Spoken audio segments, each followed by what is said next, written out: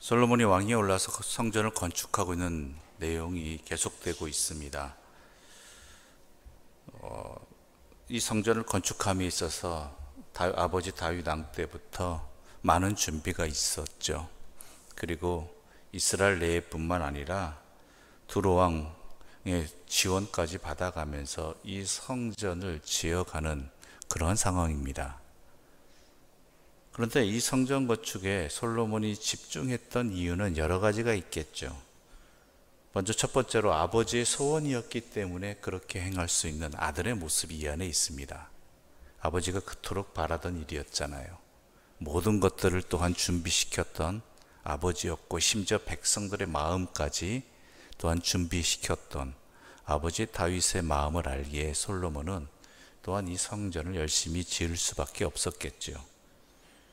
두 번째로 또한 어떤 정치적인 목적도 있겠죠. 자신의 왕권을 굳건히 세우기 위한, 특히 종교적인 이름으로 이 종교로서 백성들의 마음을 하나로 모이게 하는 그런 정치적인 역할도 있었을 것입니다.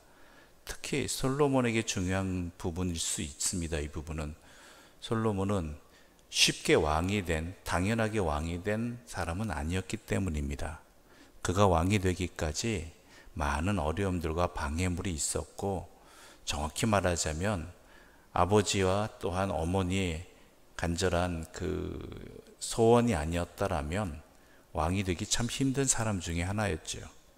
그렇기 때문에 여러 불안 요소들을 안고 있었습니다.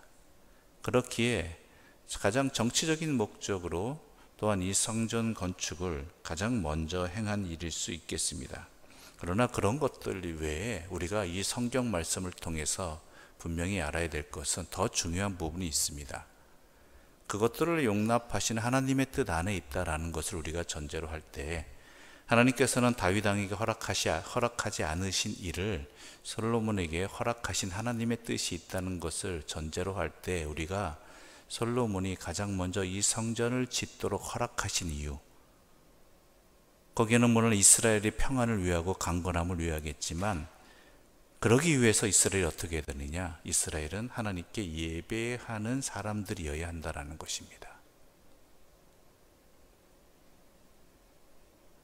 그 무엇보다도 하나님께 예배하는 자로서 바르게 서야지만, 그 역할을 제대로 감당해야지만 이스라엘이 평안해질 수 있고, 또한 그 나라가 강건해질 수 있다는 것이죠. 그것을 확고히 하기 위해서 하나님께서 이 성전을 솔로몬에게 짓게 하신 것이지요. 물론 이 성전이 하나님을 이곳에 가두는 그러한 것은 절대로 아닙니다. 다만 하나님이 아닌 이스라엘 백성들이 하나님을 만날 수 있는 곳을, 모든 곳에 하나님이 함께 계시지만 그래도 연약한 이스라엘 사람의 입장에서 자기들에게 어떠한 함께 모여서 함께 하나님께 제사를 드리고, 또한 하나님의 나타나심을 상징할 수 있는 그 상징이 되는 그 건축물이 있음을 통해서 그들이 그 예배의 자리에 나올 때부터, 준비할 때부터, 또한 제사를 드릴 때, 그리고 돌아갈 때 하나님의 임재하심을 경험했다라는 어떤 가시적인 증거들이 그들에게 남아있기 때문이고, 그 힘으로 살아가는 사람들이 바로 하나님의 백성이기 때문이지요.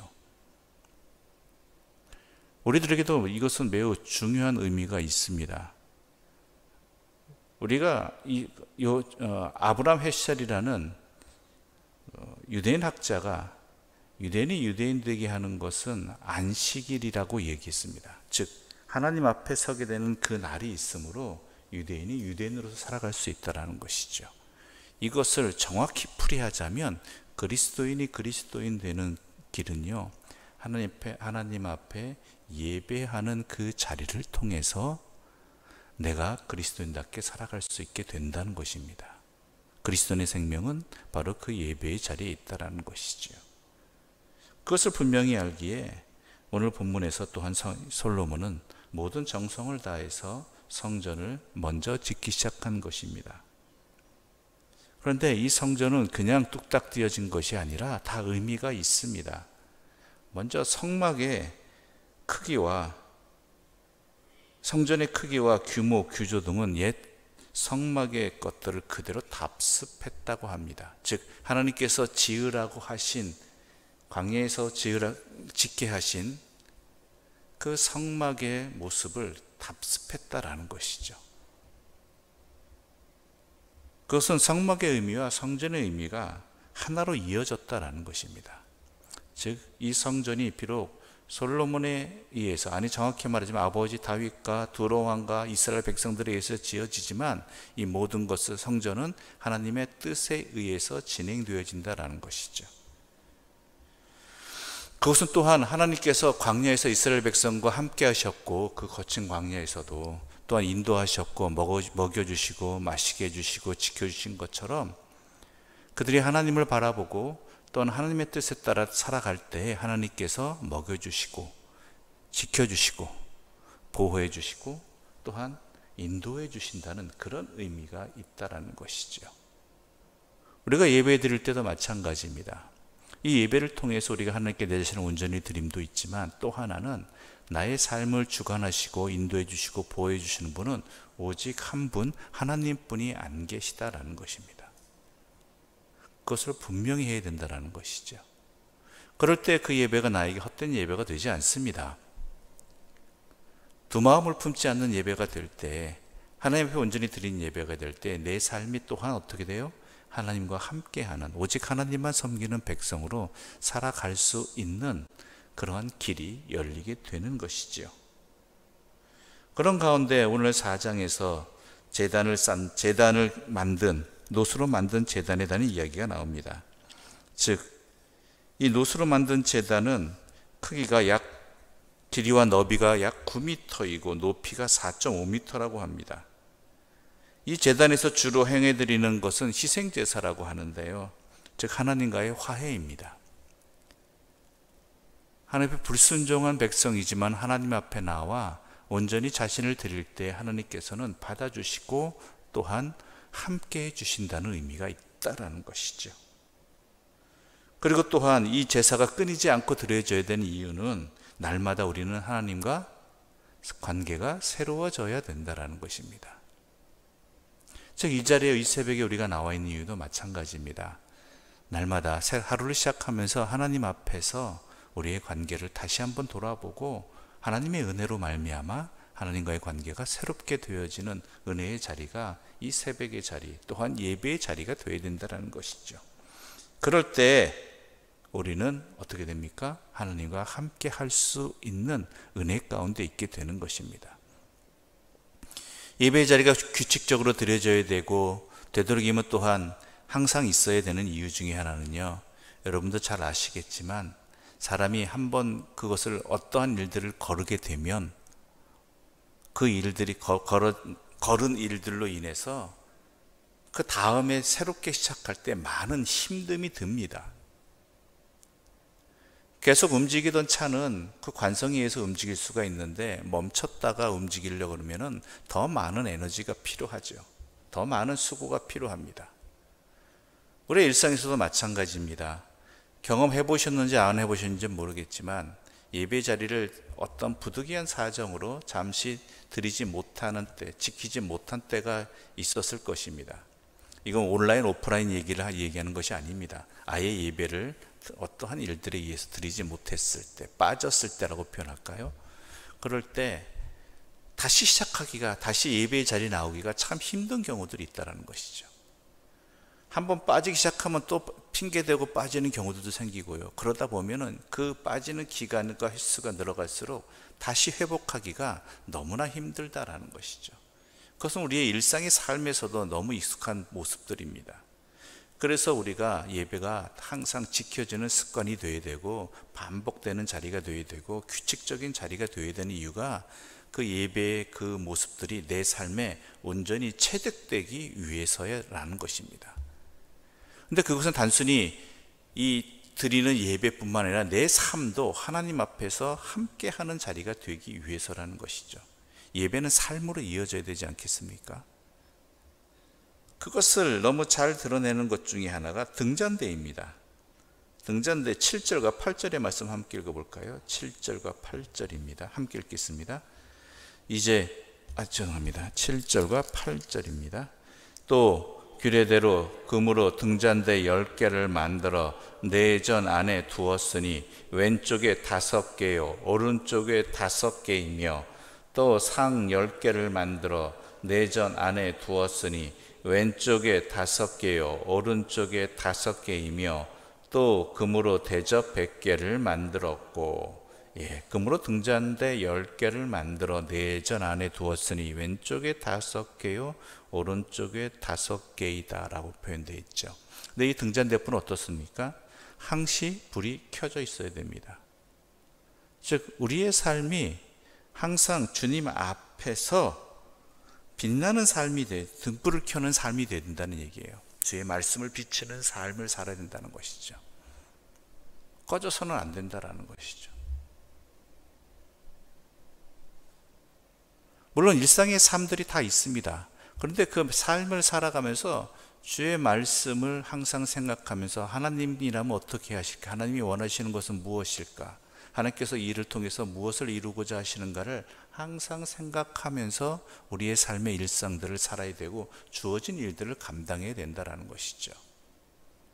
그저 내 삶으로, 내 일로만, 내 입장에서만, 또한 세상의 입장에서만 내 삶을 살아가다 보면요, 결국 남는 것은 뭔지 아세요? 솔로몬이 너무 잘 표현했죠. 허무할 뿐이라는 것입니다. 그러나 똑같은 일이라 할지라도, 물론 잘못된 일은 잘못된 일 말고요, 바르게 살아가고 열심히 살아가는 가운데 그 수고한 것들을 하나님의 앞에서 바라볼 때, 하나님의 뜻을 헤아리며 살아갈 때 그 일들은 어떻게 됩니까? 허무한 일이 되는 게 아니라 하나님과 동행하는 자리가 되어지고 하나님과 함께하는 영생의 삶이 되어지는 것이죠. 이 핵심은 뭡니까? 하나님이 함께 하시느냐 아니냐. 정확히 하나님은 함께 하시지만 우리가 하나님을 생각하느냐 아니냐에 달려있다는 것입니다.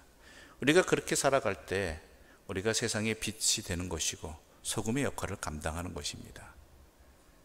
꺼지지 않는 등불이 될 수 있을 때, 또한 그것이 비록 작은 등불이라 할지라도, 희미한 빛이라 할지라도 어둠 속에 있는 사람들에게는, 내 자신에게도 또한 그것이 생명으로 나아갈 수 있는 길이고, 나 또한 밝은 삶을 살아갈 수 있는, 영생의 삶을 살아갈 수 있는 중요한 이정표가 되는 것입니다. 그러한 것들이 함께 담겨 있는 자리가 가장 대표적인 것이 하나님 앞에 나와 예배 드리는 자리라는 것.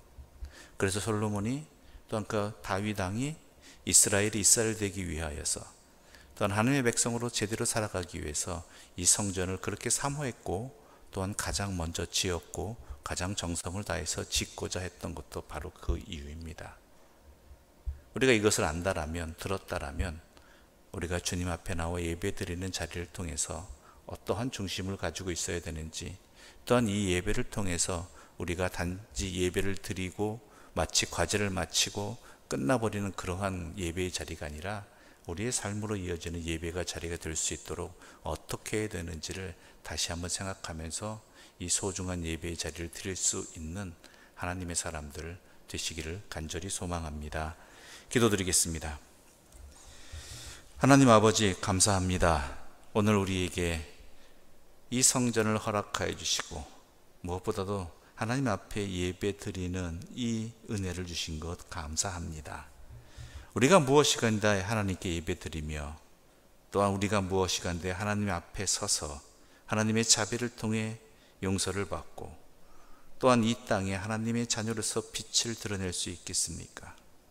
오직 하나님의 자비하심 때문이고 하나님의 세워주심 때문이고 하나님의 은혜 때문임을 분명히 알게 해 주시옵소서.